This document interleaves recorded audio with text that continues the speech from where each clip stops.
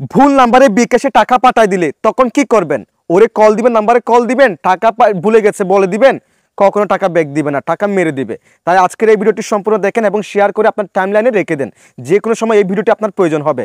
যদি ভুল নাম্বারে বিকাশে টাকা পাঠা দেন কি করবেন আমি আপনাদেরকে দেখিয়ে দিচ্ছি। নিয়মিত এরকম ইম্পর্টেন্ট ভিডিও পাওয়ার জন্য ফলো রাখতে পারেন, যা আপনার অনেক কাজে দিবে। So guys, first of all আপনি আপনার বিকাশ অ্যাপসটাকে ওপেন করে দিবেন, দেন আপনার পিন নাম্বারটি দিয়ে দিবেন। পিন নাম্বারটি দেওয়ার পর এই জায়গা নিয়ে আসবে। সো আমি আপনাদেরকে দেখানোর পারপাসে ভিডিওটি বানাচ্ছি। এরপর দেখেন আমার এখানে ব্যালেন্স দেখুন, এই অপশনে ক্লিক করলাম এবং দেখেন এখানে দেখাচ্ছে 1 টাকা। সো এই কাজটি আপনারা তখনই করবেন যখন আপনারা ভুল নাম্বারে বিকাশে টাকা পাঠা দিবেন, বাট ওনাকে আপনারা কল দিবেন না। কল না দেওয়ার আগে এই কাজটি করবেন। আপনারা কি করবেন, এখান থেকে সেন্ড মানিতে ক্লিক করে দিবেন। এরপর দেখেন নন বিকাশ এই অপশনে ক্লিক করে দিবেন, অর্থাৎ ওই নাম্বারে বিকাশ অ্যাকাউন্ট খোলা নাই, ঠিক আছে। দেন এখান থেকে বাতিল এই অপশনে ক্লিক করে দিবেন, দেন হাতে ক্লিক করে দিবেন। এরপর ব্যাকে ক্লিক করবেন, এখানে চলে আসবেন। দেখেন এখন আমি ব্যালেন্সে ক্লিক করলাম। এখন দেখেন এখানে কিন্তু 11 টাকা দেখাচ্ছে, অর্থাৎ 10 টাকা যেটা আমি ভুল নাম্বারে পাঠিয়েছিলাম সেটা চলে আসছে। সো এটা হলো যে নাম্বারে বিকাশ অ্যাকাউন্ট খোলা নেই সেই নাম্বারে আপনারা এই কাজটি করে টাকাটা ব্যাক আনবেন।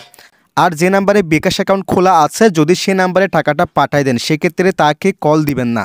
কল না দেওয়ার আগে আপনারা সরাসরি বিকাশের কাস্টমার কেয়ারে কথা বলবেন। তারা কিছু ডকুমেন্টস চাইবে, আপনি কোন নাম্বারে কত টাকা দিয়েছেন সব কিছু চাইবে, সব কিছু ইনফরমেশন দিয়ে দিবেন।